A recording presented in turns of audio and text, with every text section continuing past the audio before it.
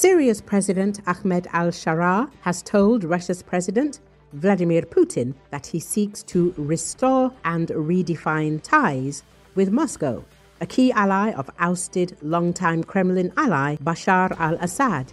Al-Sharaa made the statement while meeting with Putin in Moscow during his first state visit to the country that has been hosting al-Assad since his exile from Syria 10 months ago. We are trying to restore and redefine in a new way the nature of these relations so there is independence for Syria, sovereign Syria, and also its territorial unity and integrity and its security stability, al-Sharaa told Putin in the Kremlin. The Syrian leader assured that Damascus would honor all past agreements with Moscow. There are bilateral relations and shared interests that bind us with Russia, and we respect all agreements made with it, he said. The Kremlin announced that the talks also covered the future of Russian military bases in Syria.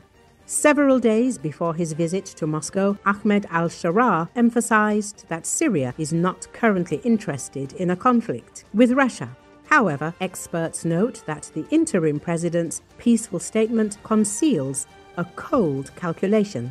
Damascus currently holds a significant trump card in its relations with Moscow. Russian military bases in particular, and the continued military presence in Syria in general. Al-Sharaa understands the importance of this issue for Russia and, as analysts note, may therefore demand significant concessions on certain aspects. According to experts, the interim Syrian president is most concerned about two factors: the funds Moscow can provide for the country's reconstruction and the death of Bashar al-Assad, which Ahmed al-Sharaa needs to strengthen his authority domestically. Assad, as is known, is currently in Moscow, where he was granted political asylum several months ago.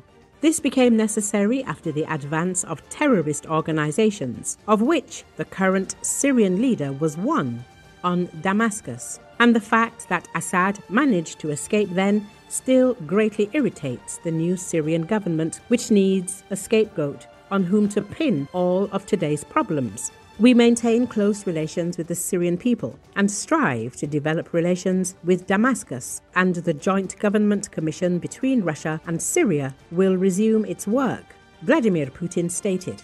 In turn, Ahmed al-Sharaa emphasized that the new Syrian authorities intend to reset relations with Russia. The most important thing now, of course, is stability. Stability in the country and in the region as a whole, the country's interim president stated. He added that Syria respects all previously signed agreements with Russia, but seeks to define a new nature for bilateral relations. For Damascus, maintaining ties with Russia is important for rebuilding the war-shattered country and shoring up international legitimacy for the government. In a recent interview with US network CBS, al-Sharaa said Russia has close and long-standing relations with Syria, which relate to the basic structure of the state and to energy and food, for which Syria depends partly on Russian supplies, as well as some old strategic interests. Russia, for its part, has retained a presence at its air and naval bases on the Syrian coast, and the Kremlin has voiced hope for negotiating a deal to keep the outposts. Moscow has also reportedly sent oil shipments to Syria.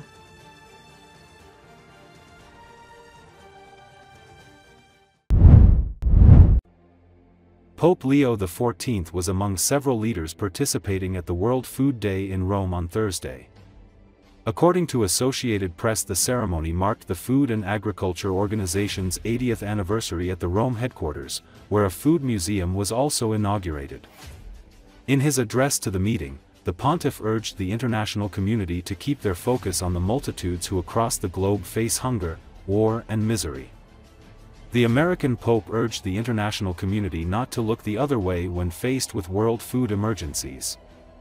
The Pope openly named the conflicts in Ukraine and Gaza, along with Haiti, Afghanistan, Mali, the Central African Republic, Yemen, and South Sudan.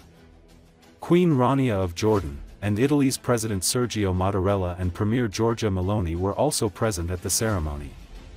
The World Food Programme, traditionally the UN's most funded agency, said in a new report on Wednesday that its funding this year has never been more challenged, largely due to slashed outlays from the U.S. under the Trump administration and other leading Western donors. It warned that 13.7 million of its food aid recipients could be forced into emergency levels of hunger as funding is cut. The countries facing major disruptions are Afghanistan, Congo, Haiti, Somalia, South Sudan and Sudan. Premiums next year, according to an analysis by the healthcare research nonprofit KFF.